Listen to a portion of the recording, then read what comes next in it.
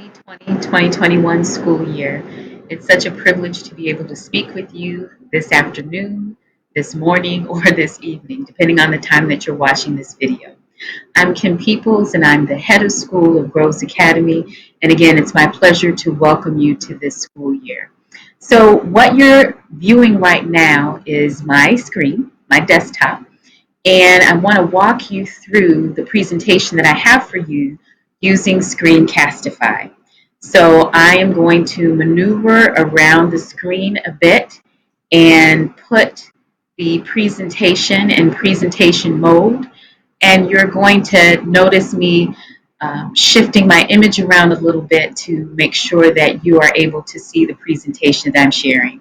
Again, this is one of our core four technologies that we're using this year in not only our distance learning experiences, but also in our in-person experiences as well. And we'll talk a bit more about the technology that we're using this year during this presentation. So again, welcome. Now, a few reminders that I want to share with you as it relates to some beginning of the year forms that we need to have in place for the school year. So there's the online health forms. If you've not filled those out, please be sure to do so. The COVID acknowledgement forms are very important to fill out, so please fill out these forms as well. And documents that are found in Alma Start, and it's for permissions for photos, field trips, the student handbook, the acceptable use policy for technology, our directory, and also St. Louis Park public school forms that we need to have filled out as well. If you need any assistance with filling out these documents or finding where the documents are, please contact our Director of School Operations, Curtis Olafson, at the following telephone number, and he will assist you with going through the process. So again, if you could get these forms filled out as soon as possible, that'd be great. All right. Next, I want to talk about our first day of distance learning, which will take place tomorrow, September 11th. And it will be a day used to help us to get back into the distance learning realm, to establish relationships, and just certain procedures and protocols that students are going to follow when we're engaged in distance learning on Fridays. So specifically for the lower school, the teachers are creating the schedules and will be sending them home with their students for families to take a look at this evening. And the schedules will also include Zoom codes. So again, look for this information, lower school families, with your students this evening. And teachers will focus on next Friday, helping students become familiar with Zoom, becoming familiar with the etiquette that we will expect students to follow when using Zoom, to set expectations and certainly create community as well. The middle school will also get in contact with parents of the middle school students, and will share information as it relates to tomorrow's schedule, as well as a few other topics that they want middle school families to be familiar with. And similar to lower school, it's a day of establishing relationships, setting up non-negotiables, and coming together as a community in the distance learning space. And for the upper school, please, some things that they would really love for parents to help them with, to help your student create successful workspace. And in our COVID plan, it talks about some ideas on helping students to create a great workspace in distance learning. Teachers will review Zoom etiquette in all of their classes. So again, each classroom is going to have their own non-negotiable for what will work in coming together as a community in the distance learning space. And they also want to give a big thanks to upper school parents for supporting the COVID plan. And the upper school students have showed up in the best ways in terms of following protocols, understanding the rationale behind protocols, and why we all need to be on board and following them. And they are just eternally grateful to your support. So thank you so much. And I would venture to say all of our teachers in each division, the lower school and middle school, are very appreciative of the support that you've given to us to have your students show up in such wonderful ways in the times that we've been together as a community thus far. So thank you. All right.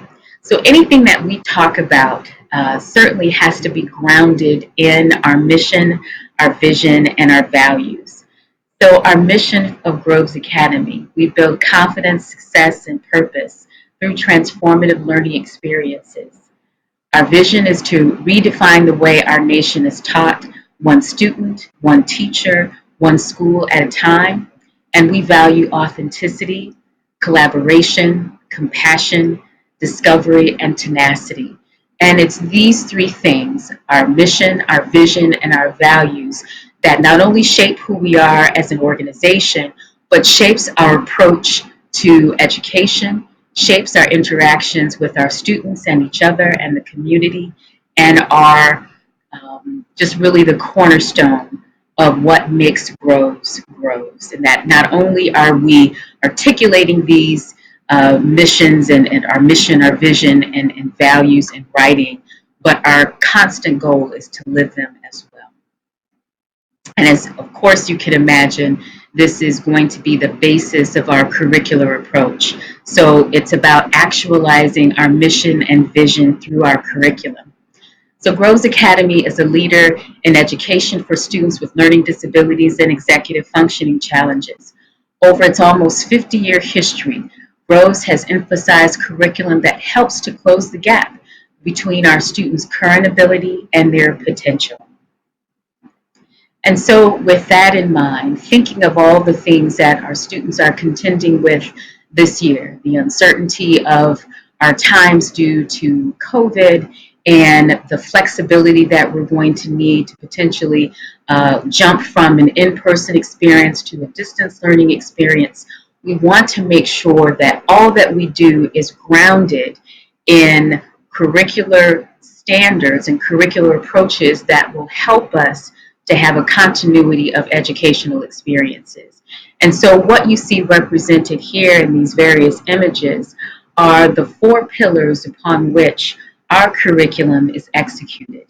So diversity, equity, and inclusion, executive functioning, social and emotional well-being, and technology.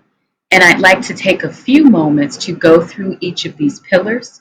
It's important to note that, as I said in my letter to you earlier this week, the divisions will send videos and other communications throughout the month of September and October that talk about their specific approach to the curriculum in their divisions and the specific things that they want to do that align with our four pillars. So you'll see lots of videos and communications housed in our parent newsletters on Sundays and also found on our website in the parent portion of our website as well. So we're trying to centralize where all the communications are so that you're not bombarded with a number of emails and a number of links to access. So hopefully those two platforms will be useful. So I want to take a few moments to go over our pillars in some detail, but again, you'll see them living and breathing in the work of the divisions throughout the school year. So with diversity, equity, and inclusion, and I would have to say for all of our pillars, we created value statements when creating the COVID preparedness plan to articulate how we're approaching the curriculum, again, the pillars we're using to carry it forth, and why each of these pillars are important. So I'm going to take a moment to read each of the statements about each of the pillars to you and add a few comments to that as well. So for diversity, equity, and inclusion, Groves Academy welcomes all students and prepares them to embrace their neurodiversity.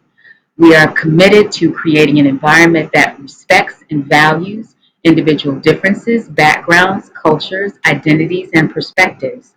By teaching students to see, hear, and value themselves and others, we prepare them to make a meaningful difference in the world. Additionally, through emphasizing service to others, we deepen their understanding of their impact not only at school, but in their own community, also in a very complex and interconnected world. So there is a purpose behind what we're doing with diversity, equity, and inclusion.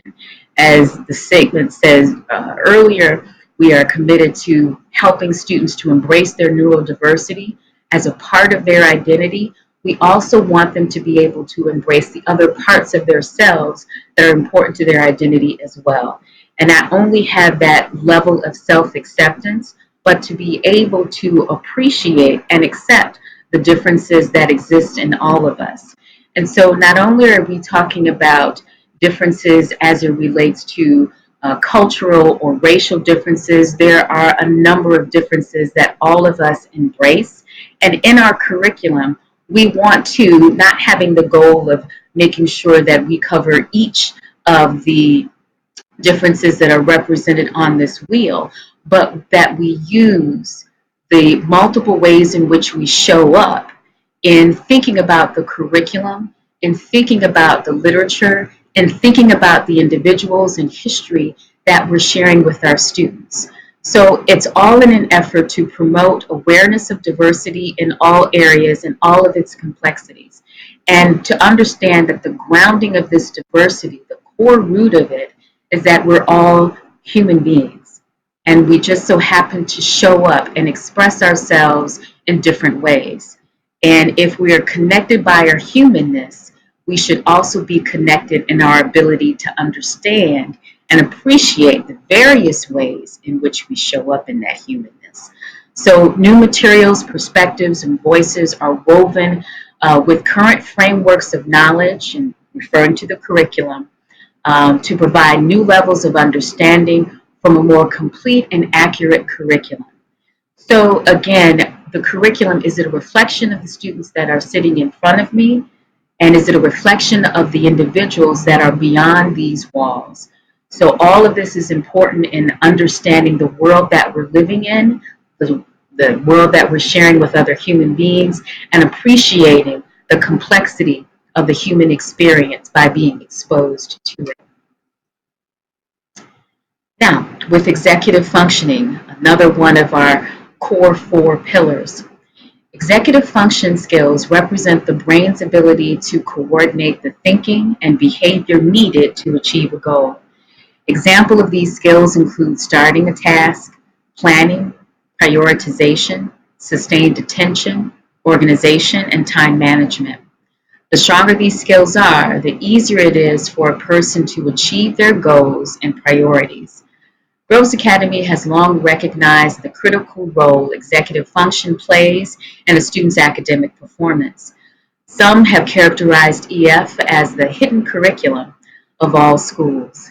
We seek to explicitly define these skills in order to bring them into students' awareness and ultimately build independence. And you see this keen attention to executive functioning and all of the components that were mentioned before in everything that we do, in the interactions that we have with our students, in the routines that we create, in the lessons that we execute, and in the behind the scenes that we offer students in understanding why they're learning a particular concept or why we're conducting a specific lesson in a certain way. So we're explaining the process of learning to our students as well as the content that is represented in their subject or, again, content areas. So it's helping the students to understand all the things that are necessary to achieve a particular goal. That's really what executive functioning is. And it's not just something that shows up in an academic context, it's something that shows up in every area of our life. And it's in these walls, in this academic context, that we're making sure it's interwoven into our curricular approach. It's interwoven into the blended learning that we're doing and helping students to understand technology when we're in school and when we are in distance learning. And also helping our students to understand that when you have a project, when you have an assignment that you're asked to complete, when you have a presentation that you have to prepare for and execute, that there are specific things that you can do to manage it and to be successful with it. And executive functioning and a clear of emphasis on that helps our students to be successful, not only again in school, but beyond that as well. Another important component, social emotional learning. At Groves Academy, the Groves Academy empowers students to understand themselves and to interact with others in meaningful and productive ways. This occurs in a nurturing environment where students engage in experiences designed to foster self-awareness and utilize metacognitive strategies to reflect on their own patterns of thinking and behavior.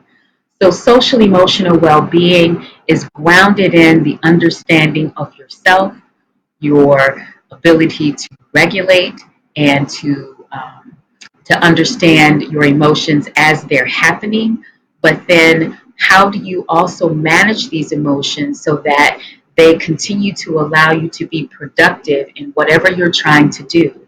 And so we're trying to create very purposeful experiences in helping students to understand how to identify and how to manage their emotions.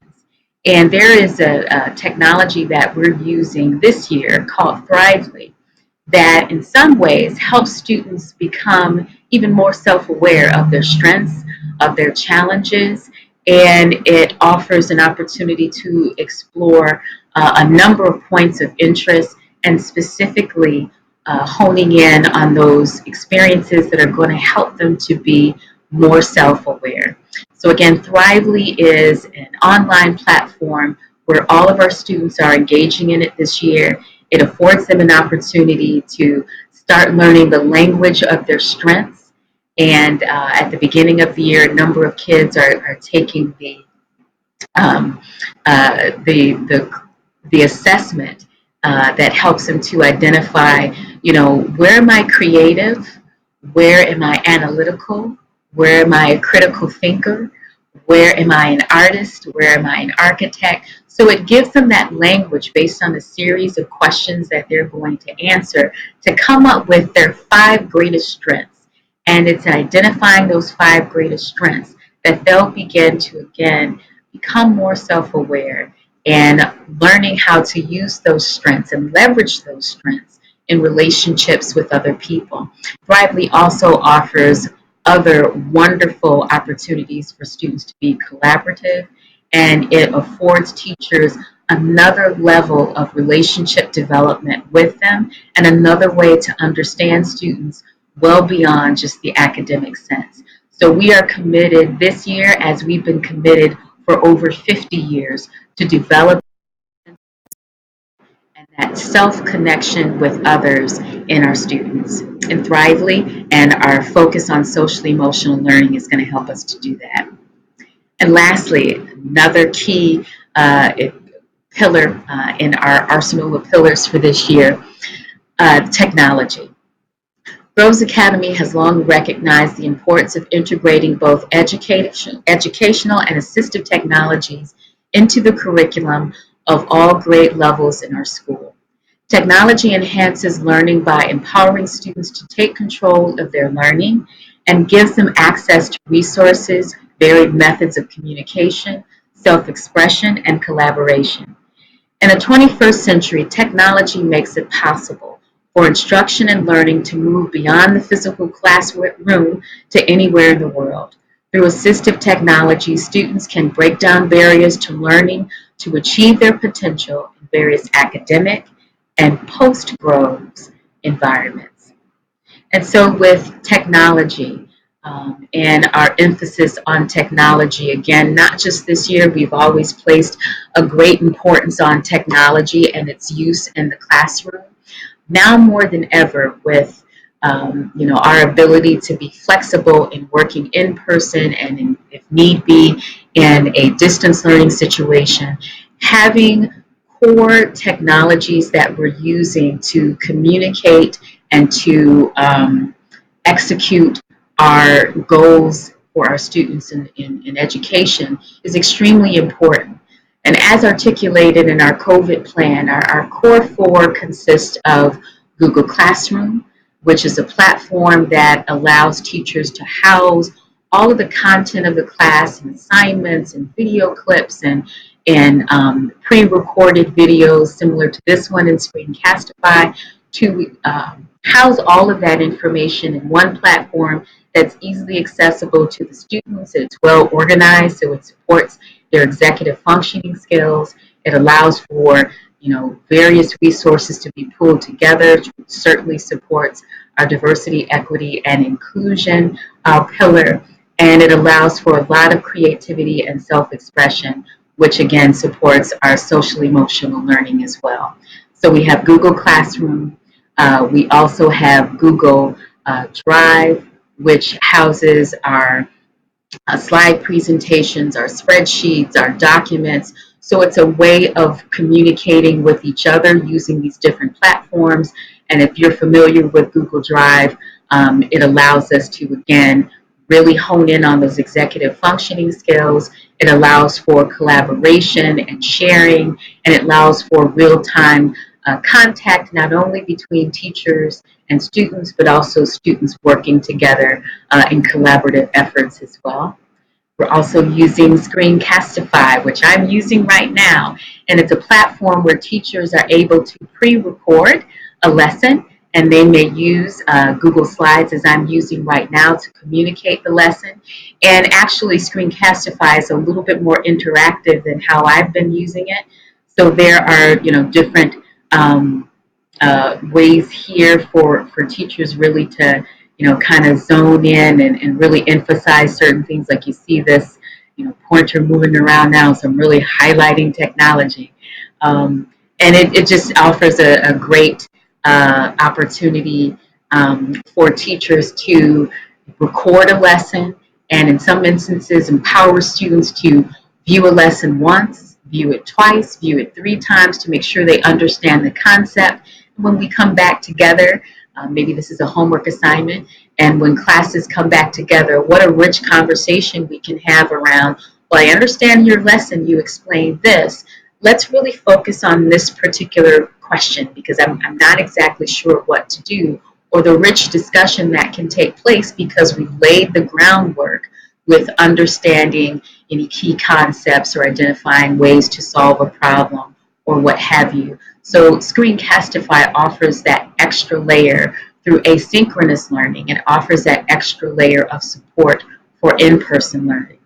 And our last platform is Kami, which is very similar, I believe, to Adobe in that it allows students to manipulate PDF forms where they're able to highlight, they're able to do certain cutting and pasting of PDF documents and other documents, and it allows them to be very interactive with the text and to manipulate it in such a way that they can get the maximum amount of information from it. And so it's those core 4 that students will become very, very familiar with when we're together in person, as well as opportunities to dive deeper into that through our distance learning experiences. So, in essence, I have shared with you and hopefully provided a quick overview of, again, what are such important curriculum elements for us, not only during this school year, the 2020-2021 school year, but well beyond that.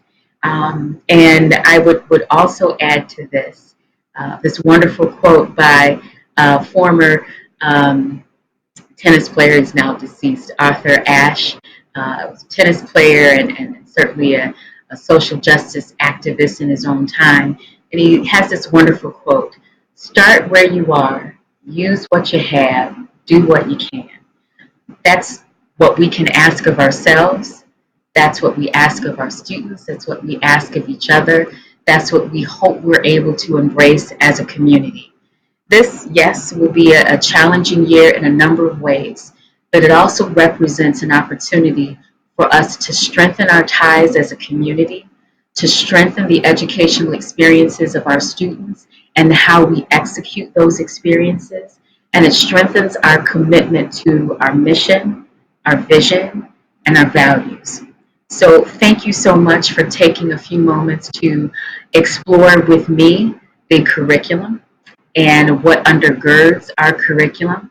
More detail is coming very soon from your child's division, which will explain, very specifically the curricular approaches in each of the division, as well as the approach in each of your students' classrooms and the content areas. So we'll get down to all those nitty gritty details in the weeks to come. But I just wanted to provide an overview for you and also to welcome opportunities to have conversations with you about the big vision we have for this year and the years to come in the educational world at Groves Academy.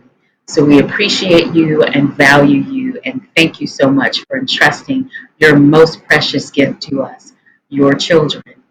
Thank you.